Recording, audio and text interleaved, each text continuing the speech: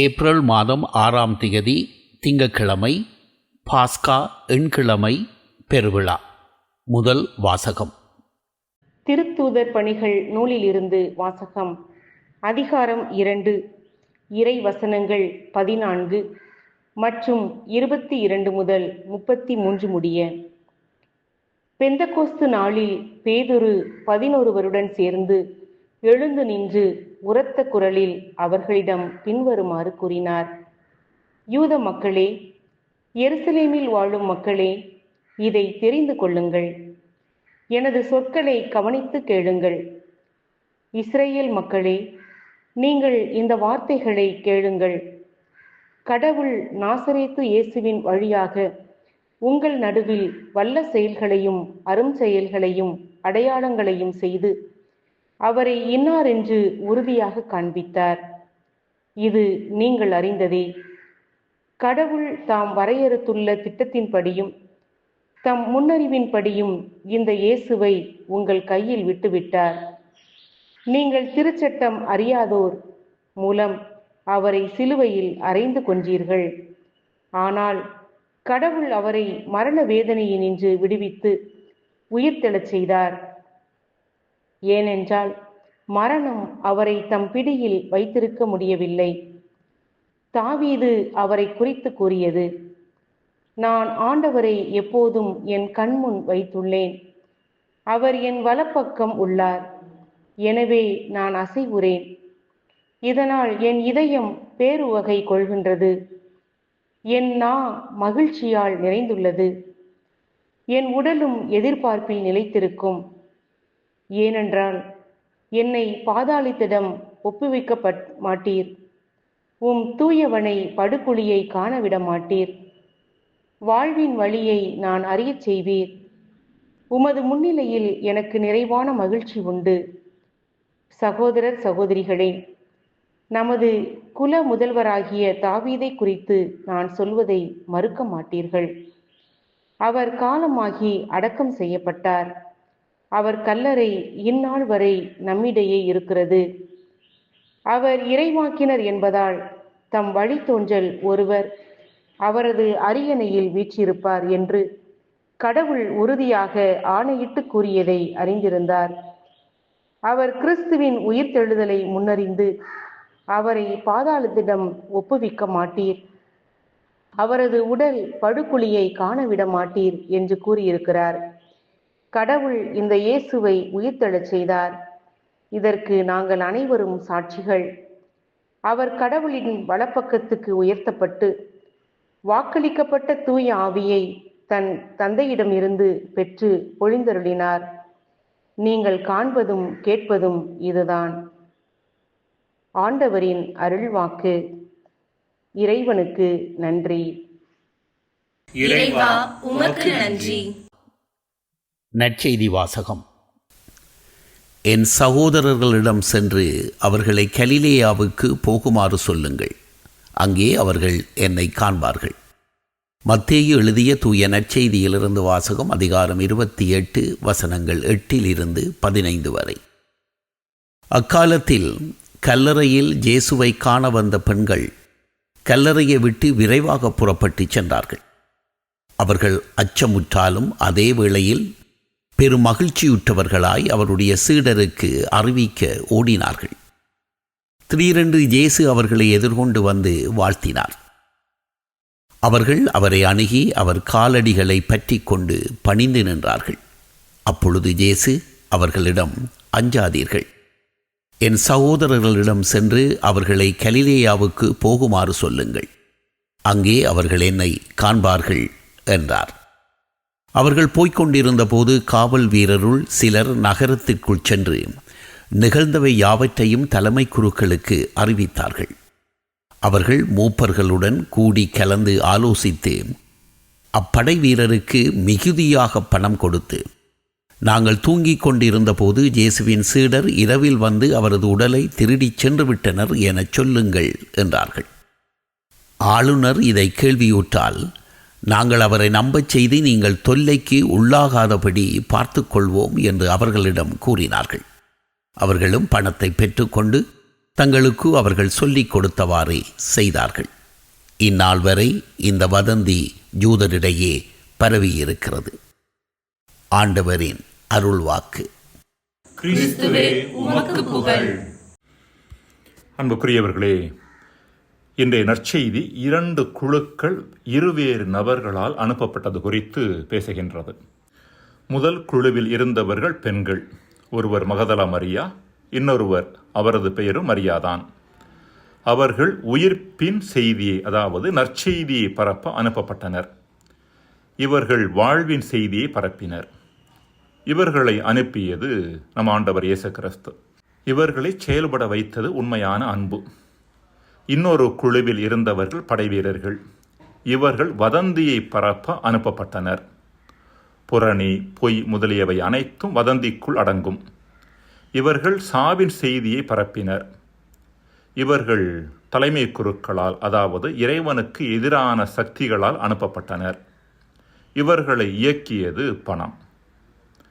பொய்யும் பணமும் வெற்றி பெறும் என்று அன்றைய யூத மதத்தின் தலைவர்களாக இருந்த தலைமை குருக்களும் பரிசேயர்களும் நம்பினர்.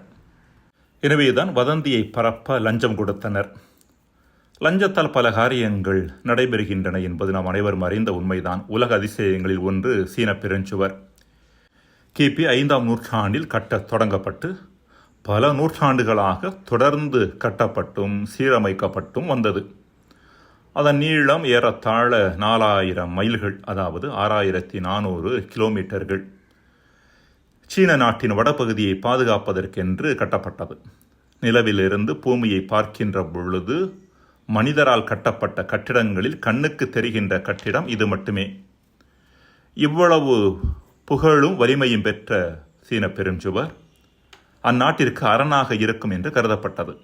இதன் காரணமாக அந்நிய படை அவ்வளவு எளிதில் அந்நாட்டிற்குள் நுழைய முடியாது என்றும் கருதப்பட்டது.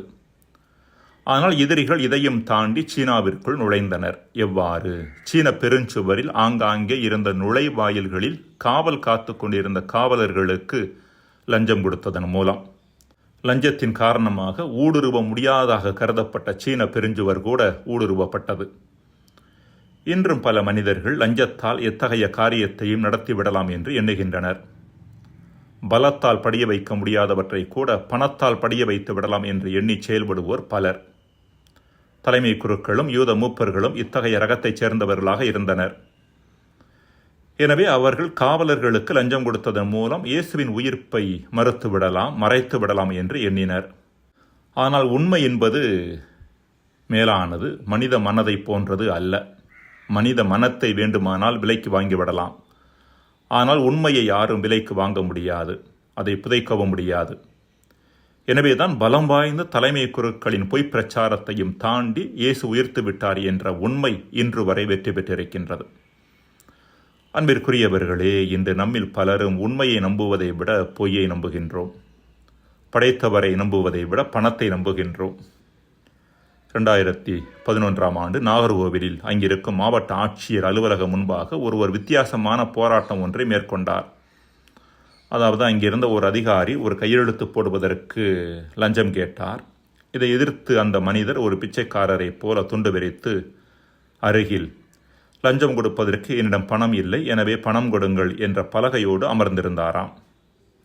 லஞ்சமும் பொய்யும் நம் நாட்டில் பறந்து விரிந்து கிடக்கின்றன. இதை குறித்தே ஒருவர் சொன்னார், 5இல் வளையாதது 50இல் வளையாது என்று சொல்கிறார்கள், ஆனால் 5இல் நகராதது 50இல் நகரும் என்று சொன்னார். இறைமகன் இயேசுவின் உயிர்ப்பை நசுக்குவதற்காக லஞ்சமும் பொய்யும் எவ்வாறு கைகோர்த்தன என்று இன்றைய நற்செய்தி விளக்குகிறது. இருப்பினும் உண்மையின் முன்னால் பணம் உட்பட எதுவுமே வலிமையானது அல்ல என்பதை இயேசுவின் உயிர்ப்பும் மானிட வரலாறும் நமக்கு சுட்டிக்காட்டும் பாடம். மன்றாடுவோமாக. இறைவா, உண்மையை உலகம் எவ்வளவுதான் ஊனப்படுத்த முயன்றாலும் உண்மை தொடர்ந்து பயணித்து வெற்றி பெற்று கொண்டே இருக்கிறது என்பதை நாங்கள் உணர்ந்து உண்மையின் பால் நிலைப்பாடு எடுக்கக்கூடியவர்களாக வாழ எங்களுக்கு வரம் தருவீராக. ஆமென்.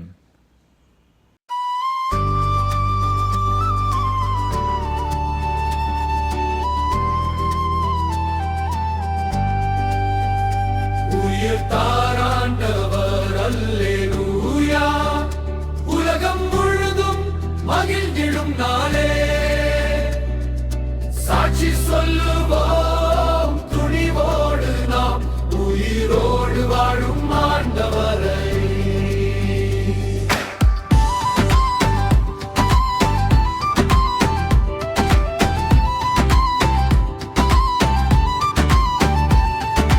கல்லறை காலியானது, மரணம் தோற்றது, மகிழ்ச்சியுடன் பெண்கள் ஓடினரே.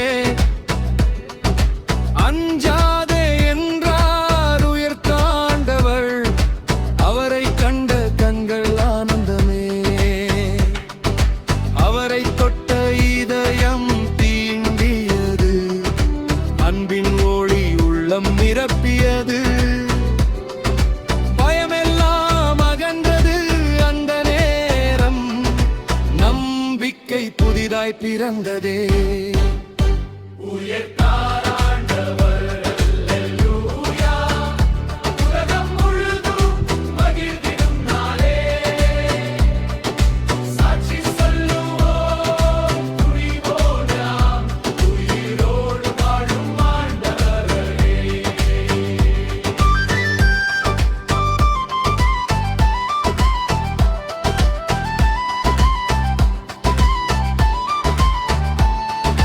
நாசரேயன் இயேசு உயிர்த்தார் என்று பேதுரு சாட்சி சொல்லி நிற்கிறார். அற்புதங்கள் செய்தவர் அவரே, இறப்பையை ஜெயித்தவர் அவரே. சிலுவையில் அறையப்பட்டாலும் மூன்றாம் நாள் உயிர் தெழுந்தாரே. இறைவன் அவரை உயர்த்தினார், எல்லாருக்கும் வாழ்வு தந்தாரே. உயர்த்தார் ஆண்டவரே, அல்லேலூயா. உலகம் முழுதும் மகிழ்ந்திடும் நாளே. சாட்சி சொல்லுவோம் துணிவோடு நாம் உயிரோடு வாழும் ஆண்டவரை.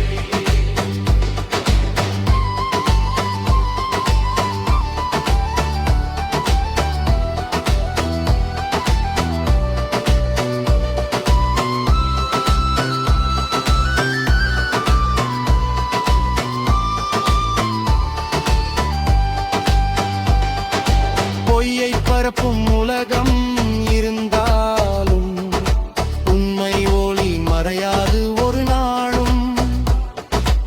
உயிர்த்தவரின் சாட்சி நாமே, உலகத்தை